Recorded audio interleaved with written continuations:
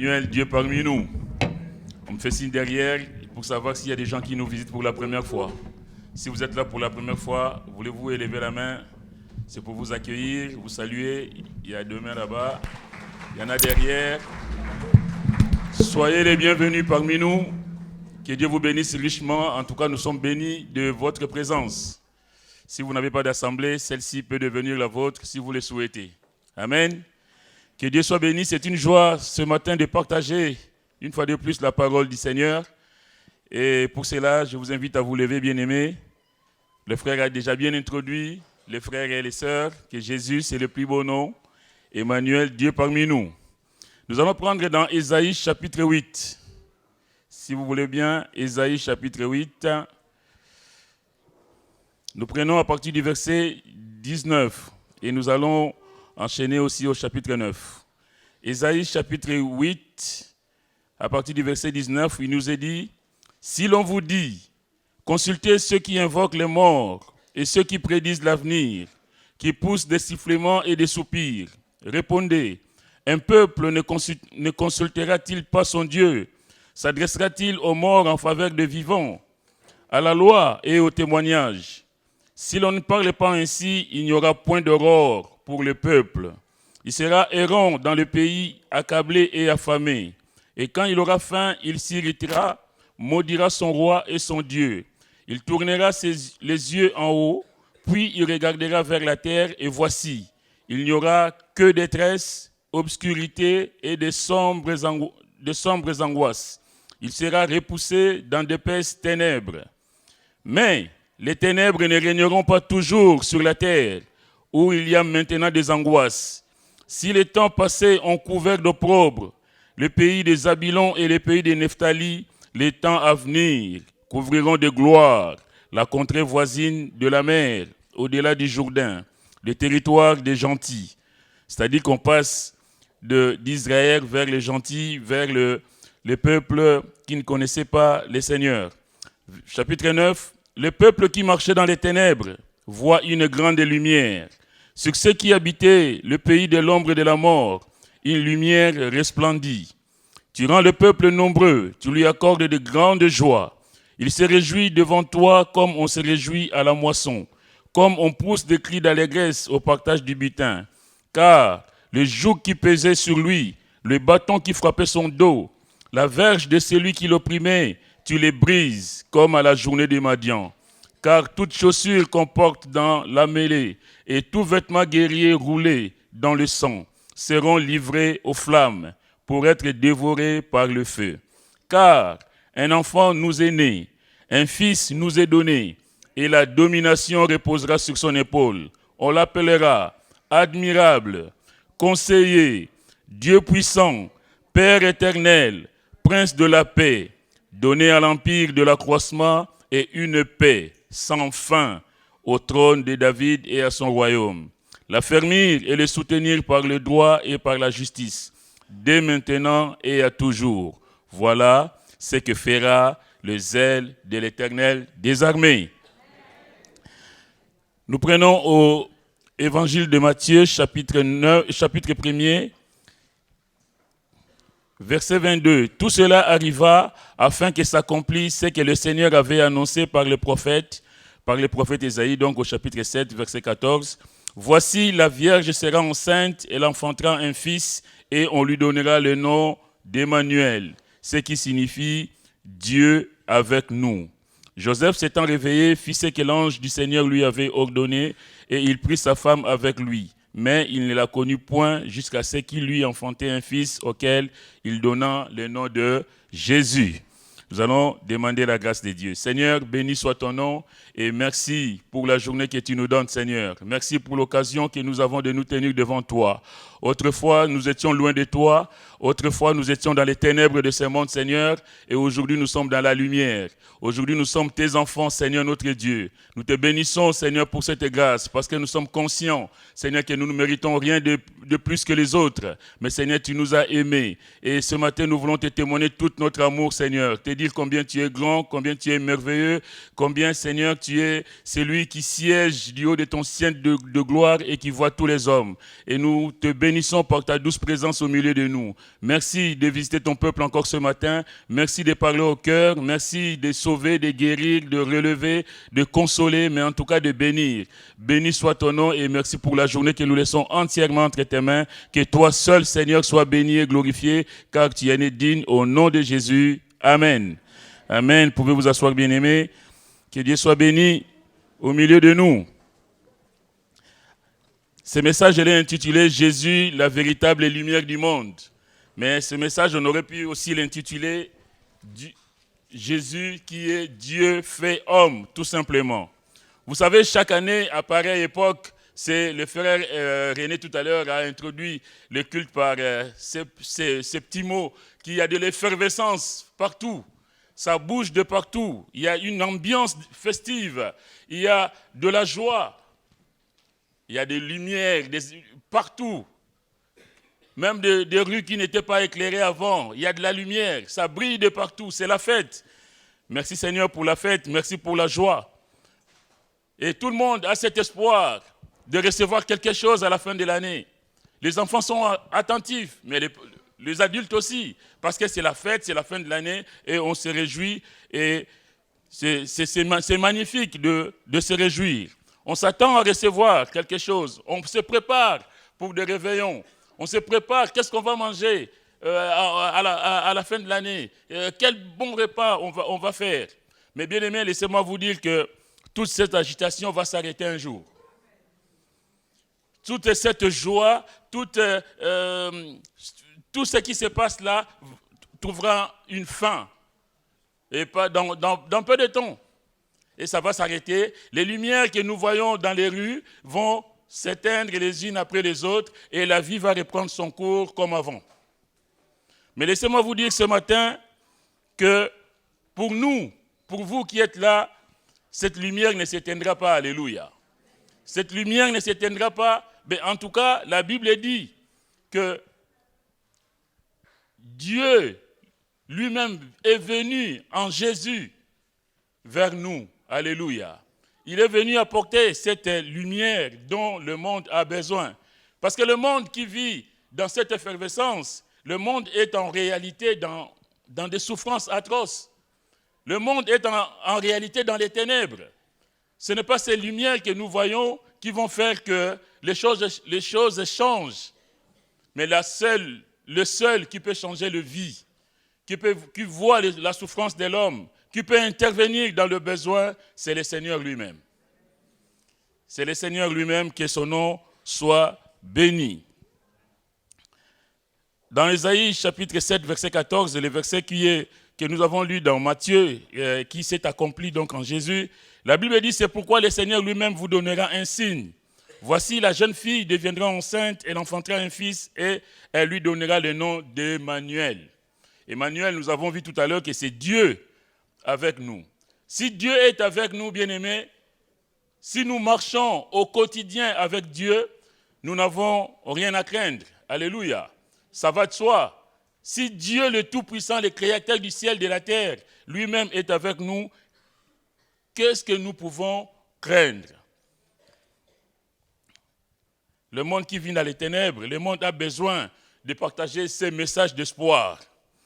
La Bible, nous l'avons lu tout à l'heure dans Ésaïe chapitre 8, il est dit « Les ténèbres ne régneront pas toujours sur la terre, où il y a maintenant des angoisses. » C'est-à-dire que malgré les apparences, le monde vit dans les ténèbres.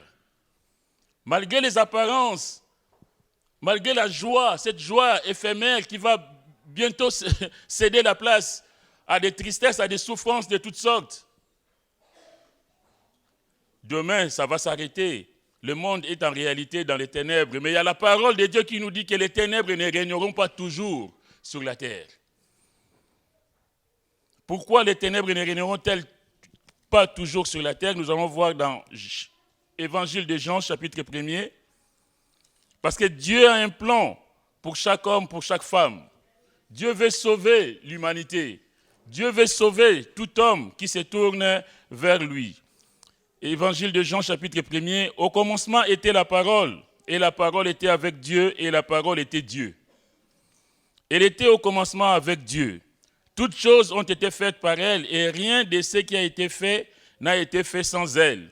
En elle était la vie, et la vie était la lumière des hommes. La lumière luit dans les ténèbres, et les ténèbres ne l'ont point reçue.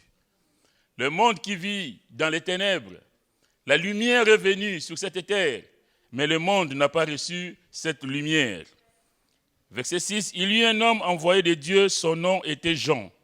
Jean, dont le nom signifie grâce, dont le nom signifie faveur de Dieu. C'est important parce qu'on était sous la loi et Jean va être celui qui va annoncer le Seigneur, qui va introduire le Messie, qui va ouvrir le temps de la grâce.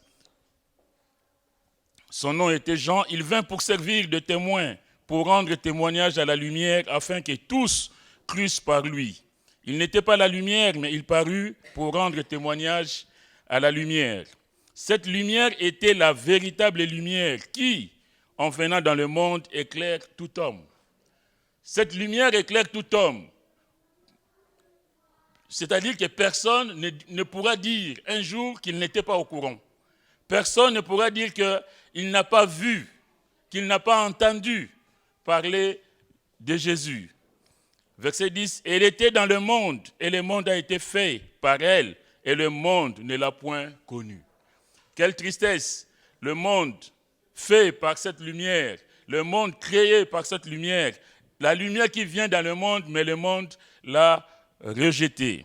La question ce matin que nous pouvons nous poser, est-ce que nous avons, réellement reçu cette lumière?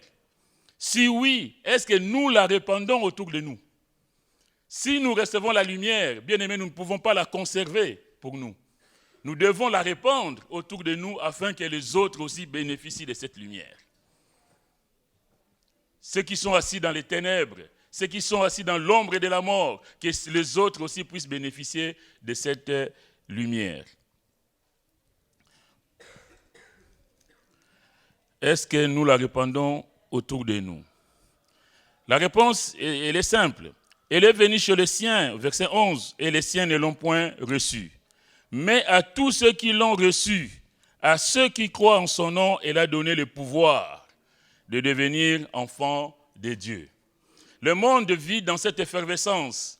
Le monde se réjouit de ce qu'ils vont manger, de ce qu'ils vont boire, de ce qu'ils vont, permettez-moi le mot, ils vont se saouler.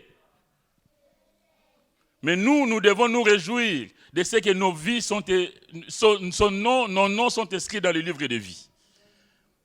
On ne se réjouit pas de façon temporaire, je veux dire, quelques instants, après ça s'arrête. Nous nous réjouissons de ce que nos noms sont écrits dans le livre de vie, de ce que nous sommes sauvés pour l'éternité, qu'un jour nos yeux le verront. La question aussi ce matin, c'est pourquoi tout homme a besoin de cette lumière? Nous allons prendre dans Romains chapitre 3. C'est une chose de fêter Noël. Ça n'est une autre d'en comprendre le sens. Romains chapitre 3, au verset 9, il nous est dit, « Quoi donc? Sommes-nous plus excellents? Nullement, car nous avons déjà prouvé que tous, Juifs et Grecs, sont sous l'empire du péché. Selon qu'il est écrit, il n'y a point de juste, pas même un seul. » On entend souvent des gens se targuer d'être justes. Mais en tout cas, l'apôtre Paul dit clairement ici que sommes-nous plus excellents? Lui, il dit non. Même si je suis sauvé, mais je sais que je ne suis pas parfait, que tout est grâce avec le Seigneur. Nous avons déjà prouvé que tous, Juifs et Grecs, sont sous l'empire du péché, selon qu'il est écrit, il n'y a point de juste, pas même un seul. Nul n'est intelligent, nul ne cherche Dieu. Tous sont égarés, tous sont pervertis. Il n'en est aucun qui fasse le bien, pas même un seul.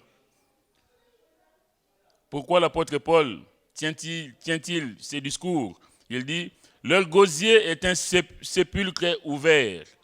Ils se servent de leur langue pour tromper. Ils ont sous leurs lèvres un venin d'aspic.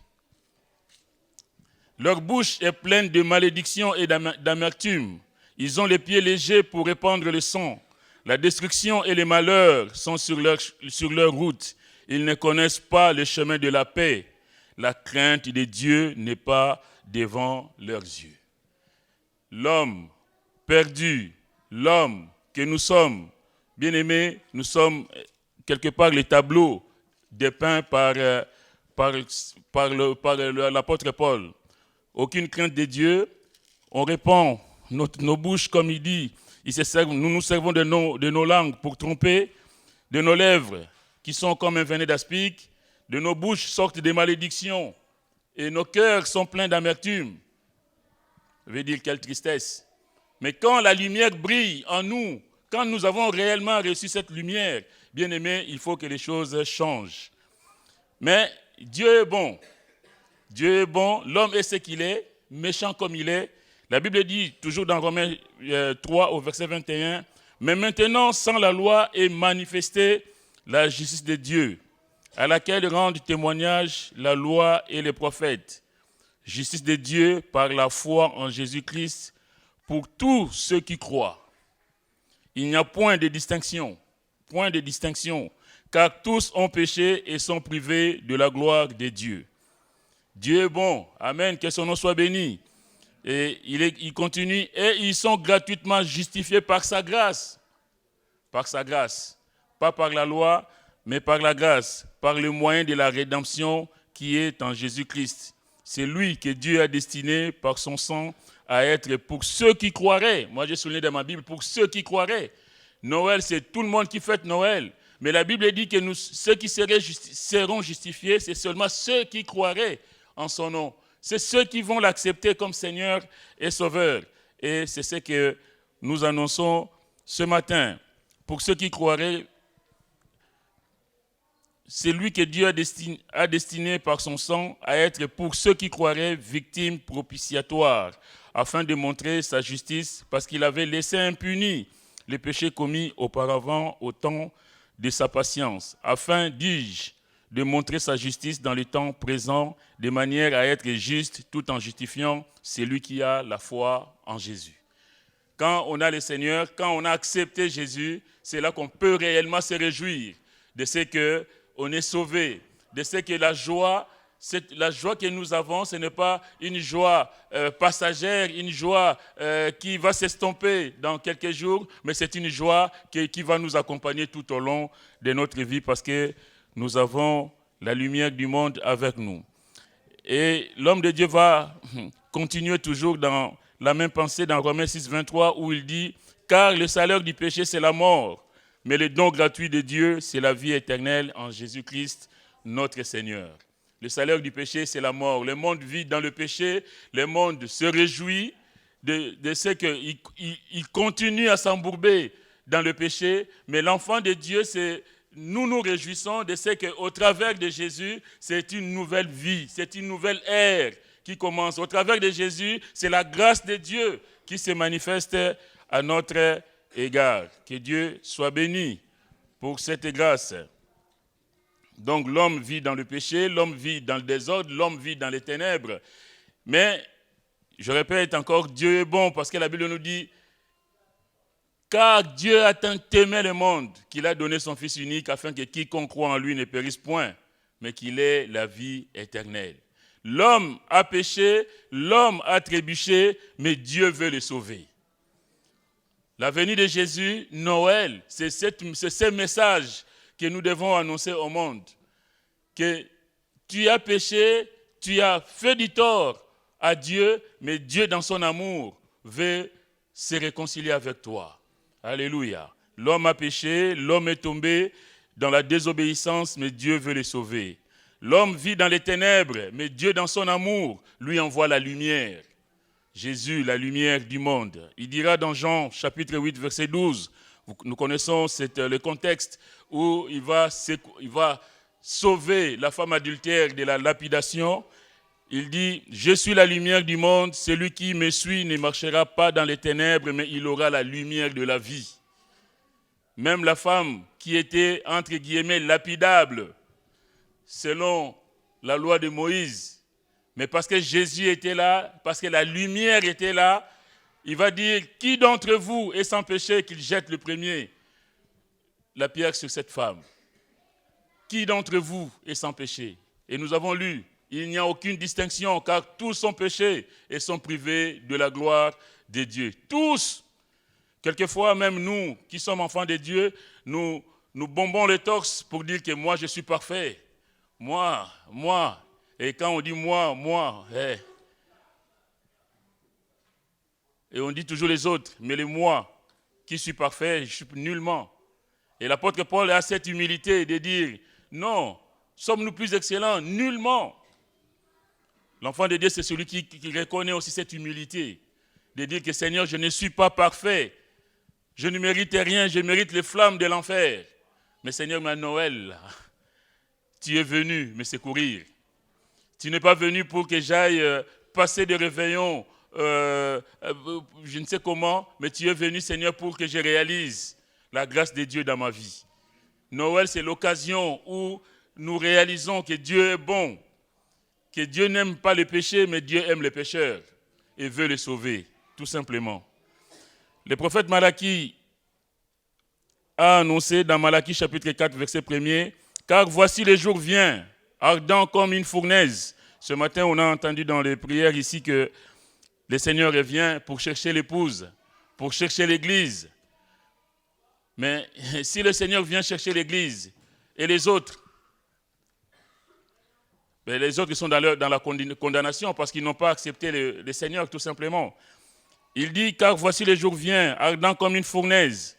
Tous les hautains et tous les méchants seront comme du chaume. Le jour qui vient les embrasera, dit l'Éternel des armées.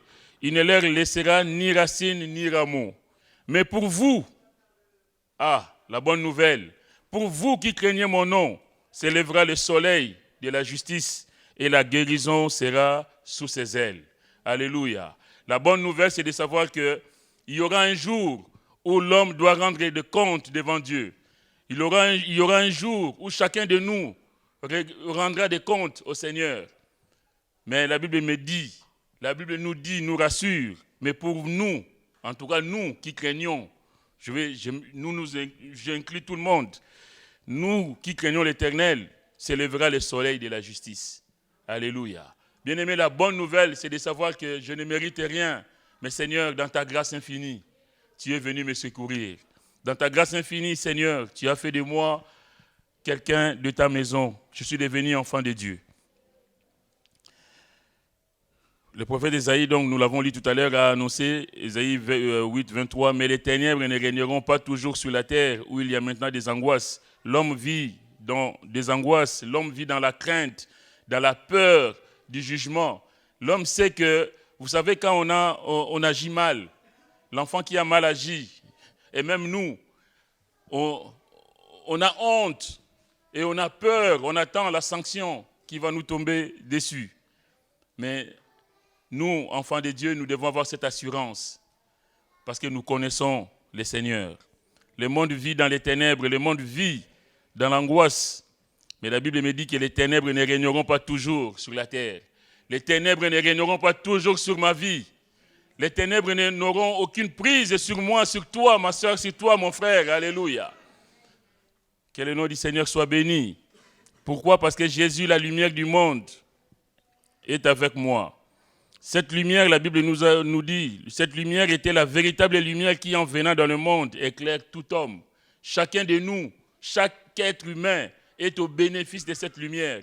La question c'est, qu'est-ce qu'on en fait de cette lumière? Noël, tout le monde là. Hier, j'entendais aux infos qu'on va dépenser environ 1 milliard d'euros, rien que pour les fêtes de fin d'année. Je me dis, mais quelle somme énorme! 1 milliard, et on parlait de jouets, c'est passé aux infos. Près d'1 milliard. Mais est-ce que le monde réalise que Noël, ce n'est pas le cadeau qu'on va donner aux enfants ou à des gens qui nous sont chers, mais le véritable cadeau, c'est celui que Dieu a fait à l'humanité. Alléluia. Le don gratuit de Dieu, c'est Jésus.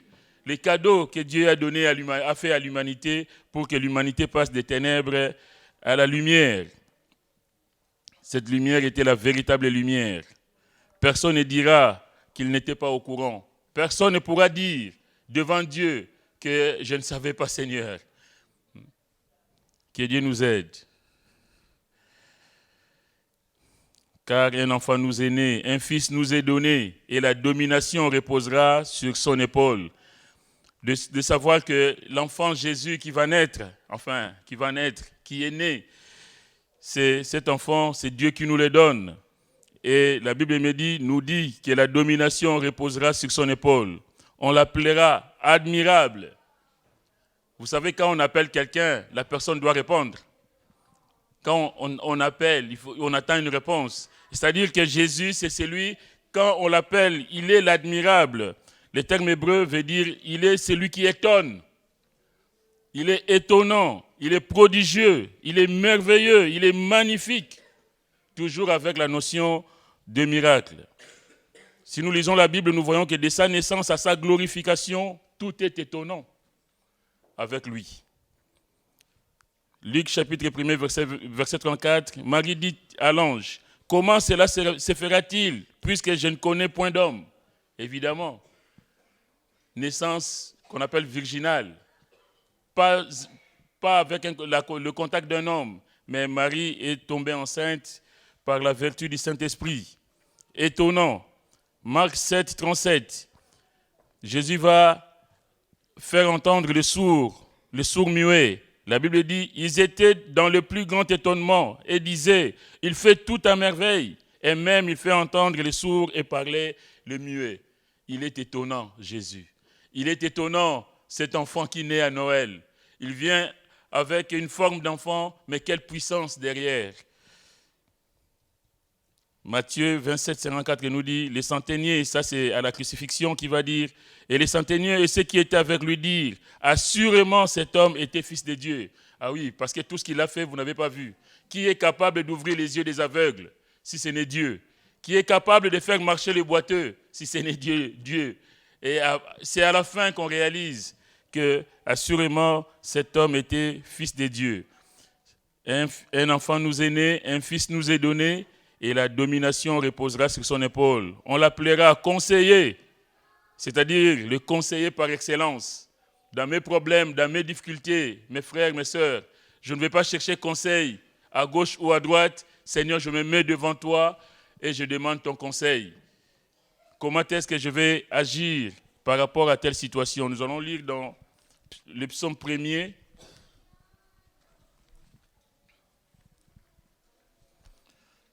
Psaume 1er, verset 1er, il est dit « Heureux l'homme qui ne marche pas selon les conseils des méchants. » On ne va pas chercher conseil auprès de quelqu'un qui lui-même a d'autres problèmes, qui ne peut pas nous secourir, mais la Bible nous dit « Heureux l'homme qui ne marche pas selon les conseils des méchants, qui ne s'arrête pas sur la voie des pécheurs et qui ne s'assied pas en compagnie des moqueurs. » Malheureusement, j'ai déjà vu plusieurs fois même des chrétiens s'asseoir en compagnie des gens qui sont en train de se moquer du Seigneur. Oui, votre Jésus, qu'est-ce qu'il fait? Et puis, il y en a qui en rigolent. Et on ne peut être que choqué. On ne peut pas s'asseoir en compagnie des moqueurs, la Bible nous dit.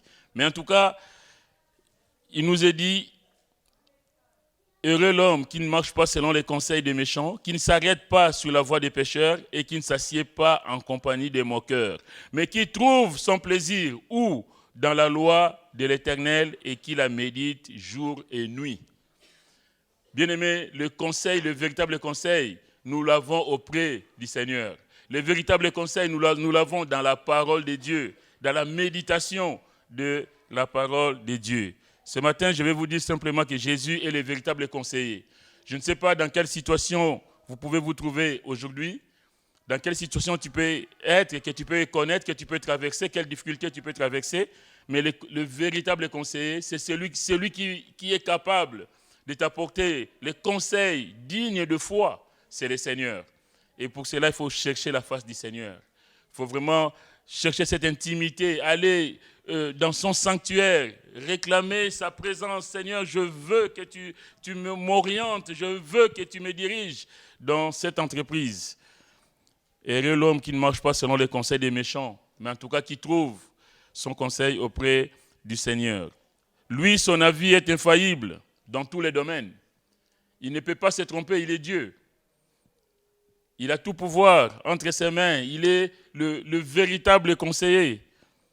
La Bible me dit, cherchez premièrement le royaume de Dieu et sa justice et toutes choses vous seront données par-dessus. Je vais chercher d'abord la face du Seigneur, quelle que soit la situation. C'est vrai que le monde vit dans l'oppression. Le monde vit dans les ténèbres. Le monde vit dans le mensonge, dans toutes sortes de choses qui ne sont pas pour la gloire de Dieu. Mais nous devons chercher premièrement le royaume des cieux et sa justice et toutes choses. Mes difficultés, mes soucis passeront en dernier si je suis en contact avec le Seigneur. Toute chose me sera donnée par-dessus. On l'appellera Dieu puissant. La Bible nous dit qu'on lui donnera le nom d'Emmanuel, Dieu avec nous. Il est le Dieu tout-puissant, en personne avec nous. Et si Dieu est avec nous, qui sera contre nous? Le frère priait tout à l'heure que si c'est lui qui combat à mes côtés, de quoi aurais-je crainte? Parce qu'il est avec moi, il marche avec moi. C'est lui qui combat pour moi. Alléluia. On a chanté ce matin, il combattra pour moi. Le Dieu tout-puissant, Emmanuel, Jésus, Dieu tout-puissant, Dieu est parmi nous. Seigneur, tu es avec moi. Dans ce que je traverse, je sais que Seigneur, que c'est toi qui combats pour moi. Alléluia. C'est toi qui me donnes la victoire. Que ton nom soit béni. Il dira dans Matthieu 28, verset 18, « Tout pouvoir m'a été donné dans le ciel et sur la terre. » Tout pouvoir. Si je crois que Jésus a tout pouvoir, quelle force diabolique, satanique, ou d'où que ça vienne, je ne sais quoi, quelle force va me faire peur si je sais que lui, il a tout pouvoir dans ses mains. Si je sais que lui, il marche avec moi. Il dit, je suis avec vous tous les jours, jusqu'à la fin du monde. Tous les jours. Pas seulement à Noël. Pas seulement à la fin de l'année là. Mais tous les jours, il est avec nous. Mais combien je vais me plier mes genoux, Seigneur, je vais crier à toi et m'attendre à toi. Tous les jours de ma vie. Il est Dieu puissant. On l'appellera Père éternel. Éternel. Jean dira, celui qui vient après moi m'a précédé, car il était avant moi. Il est de tout temps. Au commencement était la parole, et la parole était avec Dieu, et la parole était Dieu. Il est au commencement de toutes choses. Alléluia. Il est le Père éternel. Jésus dira dans Jean 10, verset 30, « Moi et le Père, nous sommes un. » Noël, c'est Dieu qui s'est fait homme. La parole a été faite chair, et elle a habité parmi nous, pleine de grâce. La Bible dit, il est le prince de la paix. On l'appellera aussi prince de la paix. À l'inverse de Satan qui sème la zizanie et le désordre. Combien de gens sont troublés parce que l'ennemi leur fait la guerre. Combien de foyers sont en danger parce que l'ennemi perturbe des familles, veut détruire des familles. Combien des enfants sont rebelles à leurs parents parce que l'ennemi veut nous déstabiliser au travers des enfants. Mais Jésus est celui qui apporte la paix dans l'âme troublée. Jésus est celui qui apporte la paix là où il n'y avait pas la paix, là où il y avait du désordre, là où il y avait, contrairement à l'ennemi qui sème la zizanie. Vous savez, l'ivraie, c'est lui qui sème l'ivraie. L'ivraie, le nom en grec, c'est zizania. C'est celui qui sème les désordres, le bazar, permettez-moi le mot, qui vient semer les troubles dans nos vies. C'est l'ennemi. Mais lui, Jésus vient, Noël, Dieu fait homme. Emmanuel, Dieu est avec nous. Si je n'étais pas en paix, la paix va rentrer dans ma vie. Quand je connais le Seigneur apporte sa paix dans ma vie. Et parce que moi je suis en paix, parce que ma femme est en paix, parce que mes enfants sont en paix, nous sommes tous en paix. Alléluia. Il est dit d'ailleurs par rapport à la naissance de Jésus, quand Jean-Baptiste, on annonce la naissance de Jean-Baptiste, parlant de Zacharie qui faisait son service, il dit que Zacharie et sa femme Élisabeth servaient Dieu de façon très pieuse. Tous les deux craignaient le Seigneur. C'est important quand dans une maison, tous ensemble, nous sommes en communion avec le Seigneur. Quand dans une vie, la présence du Seigneur fait que nous vivons les uns et les autres dans la crainte de Dieu. Bien-aimés, comment on peut se faire du tort? Comment peut-on se faire du mal quand nous marchons en regardant dans la même direction? Il est le prince de la paix. Si nous connaissons réellement le Seigneur, si nous saisissons vraiment la portée de sa venue dans nos vies. Bien-aimés, nous ne pouvons être qu'en paix avec nous-mêmes, en paix avec les autres, évidemment en paix avec le Seigneur. Jésus est celui qui apporte la paix dans l'âme troublée. Là où il y avait la guerre, lui, il apporte la paix. Là où il y avait les désordres, il apporte la paix. Là où il y avait le manque d'amour, il apporte la joie, il apporte la paix. Alléluia. Il dit, on l'a entendu aussi ce matin, Jean 14, 27, « Je vous laisse la paix, je vous donne ma paix. Je ne vous donne pas comme le monde donne. Que votre cœur ne se trouble point et ne s'alarme point. » Parce que tu es là, Seigneur. Je ne vais pas me troubler, je ne vais pas m'alarmer. Quelle situation va venir me déstabiliser si je sais que toi, tu es au contrôle? Il est celui qui rassure. Je vous donne la paix, je vous donne ma paix. Est-ce que nous avons la paix du Seigneur? Est-ce que nous l'avons reçue, cette paix du Seigneur? Il est celui qui rassure. Romains 5, verset 1 nous dit, « Étant donc justifiés par la foi, nous avons la paix avec Dieu par notre Seigneur Jésus-Christ. » Si nous avons la paix, nous recevons la paix du Seigneur, cette paix, c'est aussi la paix avec Dieu. Est-ce que nous sommes en paix avec Dieu? Parce qu'on peut se dire enfant de Dieu, mais ne pas être en paix réellement avec Dieu. Est-ce que nous, ce matin, nous sommes en paix avec Dieu? Est-ce qu'il n'y a rien sur notre cœur qui peut nous troubler, qui peut nous déranger dans notre marche avec le Seigneur? Il est le prince de la paix et la Bible dit la domination reposera sur son épaule. L'épaule, c'est le siège de la force pour porter les fardeaux. Raison pour laquelle le Seigneur dira dans Matthieu 11, 28, « Venez à moi, vous tous qui êtes fatigués et chargés, et je vous donnerai du repos. » Il a les épaules larges, mon frère, ma soeur, pour porter tes fardeaux. Ces fardeaux que tu traînes tout seul, ces soucis, ces problèmes que tu essaies de régler tout seul. Ce matin, au travers de ces messages, Dieu te dit que la domination reposera sur son épaule, et il a les épaules pour toi. Viens déposer ton fardeau à ses épaules. 1 Pierre 5, 7 nous dit, « Déchargez-vous sur lui de tous vos soucis, car lui-même prend soin de vous. » Déchargez-vous. Prenez ce fardeau que vous avez au dos et déchargez-le sur lui. Et soyez allégés, soyez apaisés. Que Dieu nous aide, bien-aimés. Ésaïe 22, 22 nous dit, « Je mettrai sur son épaule la clé de la maison de David. Quand il ouvrira, nul ne fermera. Quand il fermera, nul n'ouvrira. » Est-ce que vous le croyez? Qu'il est celui qui a la clé sur son épaule. Et cette clé, quand il ferme définitivement. Quand il ouvre définitivement. Est-ce que nous le croyons? Qu'il est capable, il dit un mot dans ta vie et les choses changent aujourd'hui. Alléluia. Que la venue de Jésus dans nos vies, bien-aimés, c'est pour nous décharger de nos soucis, pour nous libérer de nos fardeaux. Je mettrai sur son épaule la clé de la maison de David. Quand il ouvrira, nul ne fermera. La Bible dit, nul ne nous ravira de sa main. Quelle assurance pour l'enfant de Dieu que nous sommes. Quand il ouvrira, nul ne fermera. Quand il fermera, nul n'ouvrira. Et la clé, mes frères et mes sœurs, c'est la croix où il a tout accompli pour chacun de nous. Cette croix où le Seigneur a tout accompli. Son sang a coulé pour toi et pour moi. Il nous a rachetés de la malédiction de nos ancêtres. Il a tout donné. Il n'a rien retenu pour lui. Il a dit, Père, pardonne-leur, car ils ne savent pas ce qu'ils font. Et quand il a pris le vinaigre, il dira, tout est accompli. Tout est accompli. Et à la croix, le Seigneur a tout accompli.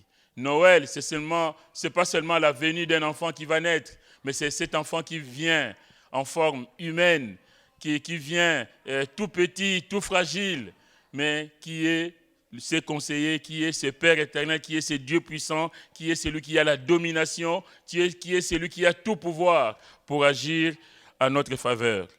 Et il est venu, pas pour que la fête s'arrête un jour, mais il est venu pour que la fête continue jusque dans l'éternité. Amen. Il est venu pour que toi qui étais exclu de la grâce de Dieu, que tu puisses avoir cette grâce et que demain, en fermant les yeux, comme nous le disons, que nos yeux s'ouvrent devant lui. Et il a tout donné à la croix. À la croix, il a tout payé pour toi et pour moi. Donc la clé qu'il porte, qui, quand il ouvre, personne ne peut fermer, c'est la croix du Seigneur. Noël, Dieu avec nous, Jésus est la solution aux problèmes des hommes, en réalité. En résumé, on peut dire ça comme ça, Jésus est la solution aux différents problèmes de l'être humain. On l'appellera et quand on appelle, il répondra. On va prendre dans Philippiens, et je vais m'arrêter là.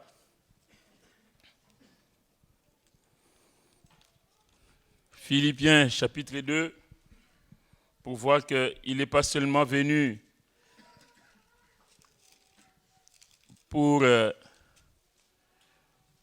naître, mais il est venu donner sa vie. Philippiens chapitre 2, verset 5 nous dit « Ayez en vous les sentiments qui étaient en Jésus-Christ, lesquels existant en forme de Dieu, je vous l'ai dit tout à l'heure, il est Dieu fait homme, c'est Dieu qui se manifeste en chair et en os, n'a point regardé comme une proie arrachée d'être égal avec Dieu, mais il s'est dépouillé lui-même en prenant une forme de serviteur, en devenant semblable aux hommes. » Noël, c'est Dieu qui prend la forme de serviteur, qui devient semblable aux hommes. Et ayant paru comme un simple homme, il s'est humilié lui-même, se rendant obéissant jusqu'à la mort, même jusqu'à la mort de la croix.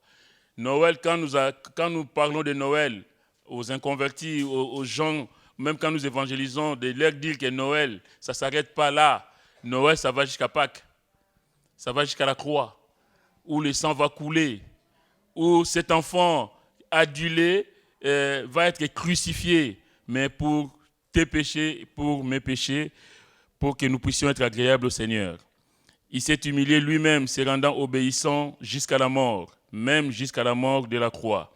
Verset 9, c'est pourquoi aussi Dieu l'a souverainement élevé et lui a donné le nom qui est au-dessus de tout nom, afin qu'au nom de Jésus, tous genoux fléchissent dans les cieux, sur la terre et sous la terre, et que toute langue confesse que Jésus-Christ est Seigneur à la gloire de Dieu le Père. Il s'est humilié et Dieu lui a... C'est pourquoi aussi Dieu l'a souverainement élevé et lui a donné le nom qui est au-dessus de tout nom. Noël, Dieu est avec nous. Emmanuel, Dieu est avec nous. Je suis avec vous tous les jours. Ce n'est pas seulement un seul jour, mais c'est tous les jours. N'oublions pas qu'il revient aussi bientôt nous chercher. Que Dieu vous bénisse. Amen.